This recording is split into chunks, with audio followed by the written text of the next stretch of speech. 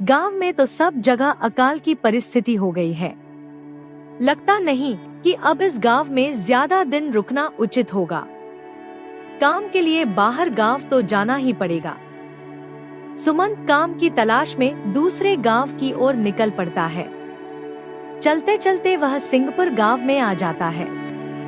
वहां उसका रहने का कोई ठिकाना नहीं था और उसके पास कोई काम भी नहीं था। चलते चलते वह एक अमीर किसान जगत सेठ के पास आ पहुंचता है। सेठ जी, मैं सुमंत दूसरे गांव से आया हूँ। हमारे गांव में अकाल की परिस्थिति हो गई है। लोगों के खेत सूखे पड़े हैं। गांव में बूंद बूंद पानी के लिए लोग तरस रहे हैं। अगर मुझे आपके पास कुछ काम मिल जाएगा तो बहुत कृपा होगी बड़े भाई।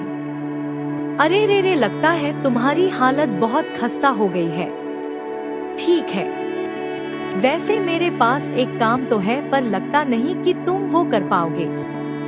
सेठ जी, आप चिंता ना करें, मुझे आप कोई भी काम दे सकते हैं।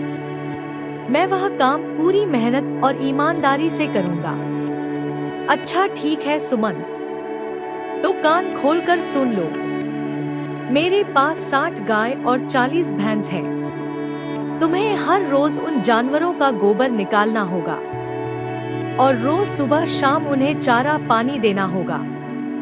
महीने के आखिर में तुम्हें इस काम के लिए 300 रुपए मिलेंगे। और हाँ, 2 वक्त का खाना भी हमारी तरफ से मुफ्त दिया जाएगा। बोलो, क्या तुम यह काम कर पाओगे? अरे बाप रे, 60 गाय और भैंसों को संभालना आसान काम नहीं है। पर अब मैं कुछ कर भी तो नहीं सकता और ऊपर से सेठ जी 2 वक्त का खाना भी दे रहे हैं। ठीक है सेठ जी, मैं यह काम कर लूंगा, पर एक विनती है। हाँ बोलो सुमन, क्या बात है सेठ जी?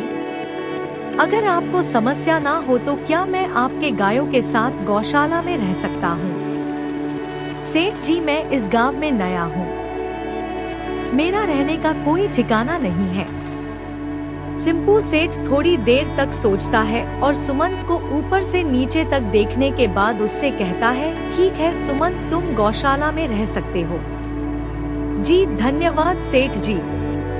तब से सुमंत गौशाला में रहकर अपना काम करने लगता है। वह रोज जल्दी उठकर गाय और भैंसों का गोबर निकालता, उन्हें चारा डालता और समय पर पानी भी पिलाता था। हर रोज सुमंत अपना काम ईमानदारी और पूरी मेहनत से करता था। जगत सेठ को भी सुमंत का काम बहुत पसंद आने लगा, क्योंकि वह अपना काम सफाई से करता था। एक दिन सिंपू सेठ सुमंत को बुलाकर उससे बोलता है, मुझे तुम्हारा काम बहुत पसंद आया है। तुम गाय और भैंसों का अच्छा ख्याल रख रहे हो, इसलिए दूध की गुणवत्ता भी बढ़ गई है और गाय पहले से ज्यादा दूध भी दे रही है। इसलिए मैं आज से तुम्हारी तनख्वाह बढ़ाकर पूरे 500 रुपया कर रहा हूँ। आपका बहुत बहुत धन्यवाद सेठ जी। कुछ दिन ऐसे ही बीतने लगते हैं। सुमंत सिंपू सेठ के पास बहुत मेहनत और ईमानदारी से काम करता है। धीरे धीरे सुमंत के पास अच्छा खासा रुपया जमा हो जाता है, जिससे वह अपने लिए छोटा सा रहने लायक एक कुटिया बनवा लेता है। उस गौशाला में सोकर तो नाक से गोबर की गंध अभी भी नहीं जा रही। अब आखिरकार मुझे अपने घर में चैन से सोने को तो मिलेगा।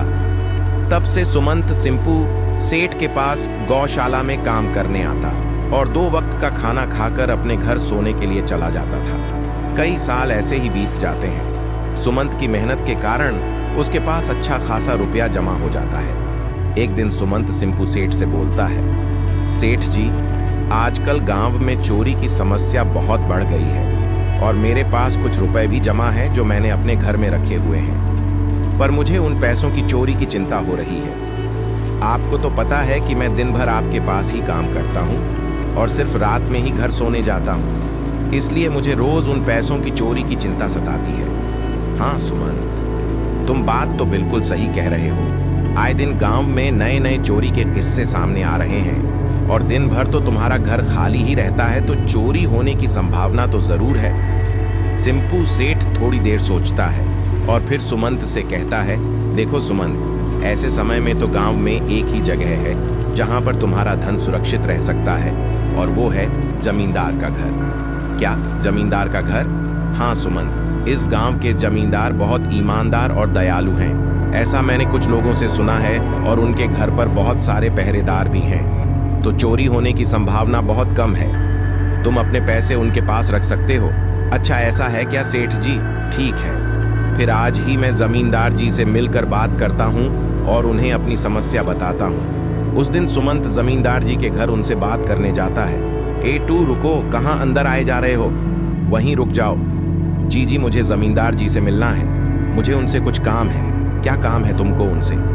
मुझे जरा बताओ। जी मुझे कुछ पैसे रखवाने थे उनके पास, यही काम के लिए आया था मैं। अच्छा ठीक है, तुम अंदर जा सकते हो।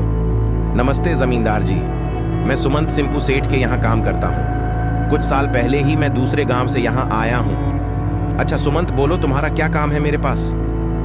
जमींदार जी, मैं सालों से जगत सेठ के पास काम कर रहा हूँ और मैंने कुछ रुपए भी जमा कर लिए हैं, पर बात यह है कि गांव में चोरी की समस्या बहुत बढ़ गई है, तो मुझे अपने रुपए घर में रखने से डर लग रहा है। अच्छा कितने रुपए जमा किए हैं तुमने? जमींदार जी यही कोई 6 से 7 हजार होंगे मेरे पास। वाह, ये तो बड़ी रकम है। मैंने आपकी ईमानदारी के बारे में लोगों से बहुत सुना है, इसीलिए मैं अपनी रकम आपके पास कुछ वक्त के लिए रखने आया हूं। हाँ सुमंत, तुमने बिल्कुल सही सुना है। तुम्हारी रकम मेरे पास पूरी तरह से सुरक्षित रहेगी। तुम अब चिंता ही छोड़ दो, मैं सब देख लूंगा। सुमंत अपने पैसों की थैली जमींदार को दे देता है। ये पूरे 7,000 रुपए हैं, आप गिनकर देख लीजिए। गिनने की क्या जरूरत है, तुम तो सिंपू सेठ के आदमी हो, मुझे तुम पर पूरा विश्वास है। जमींदार जी आपका बहुत बहुत धन्यवाद।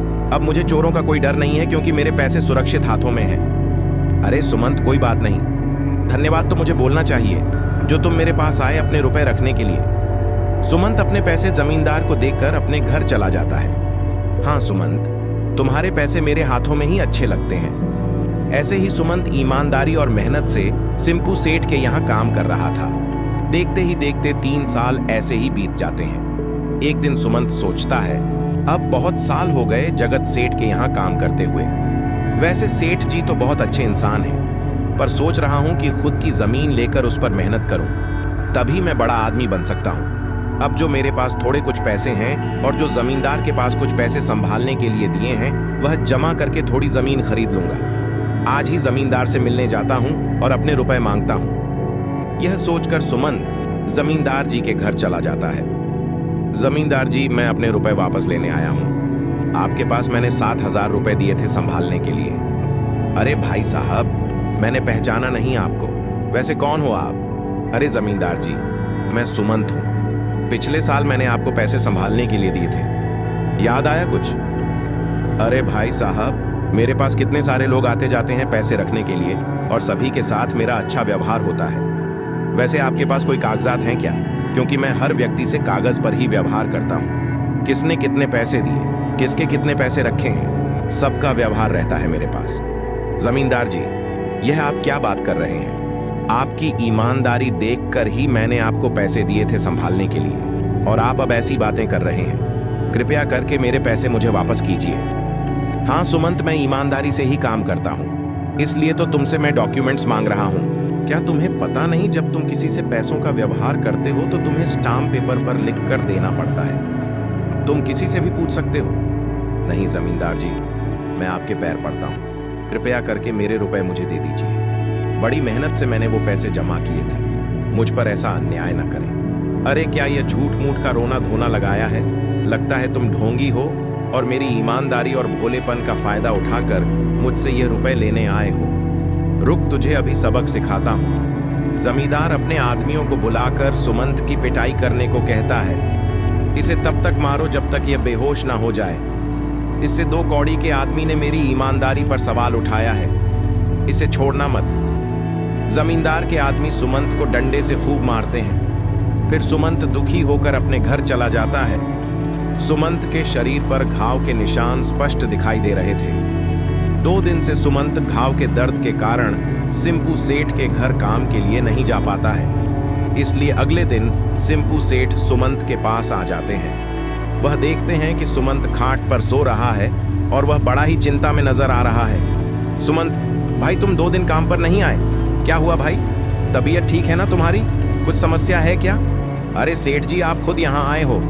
आप खबर भिजवाते तो मैं खुद चला आता। अरे सुमंत, कोई बात नहीं। तुम्हें देखकर लगता है तुम बीमार हो। क्या हुआ है तुम्हें? सिंपू सेठ, क्या बताऊं? जिस जमींदार के पास पिछले साल मैंने अपने पैसे संभालने को दिए थे, वो आज मुझे पैसे वापस नहीं करना चाहता। वो बहुत लालची इंसान है। वो लोगों को ठग रहा है। और जब मैंने बाद में गिड़गिड़ाना शुरू किया तो उसने डंडे से मार मार कर मेरी पिटाई करवा दी और मुझे वहां से धक्के मारकर निकाल दिया।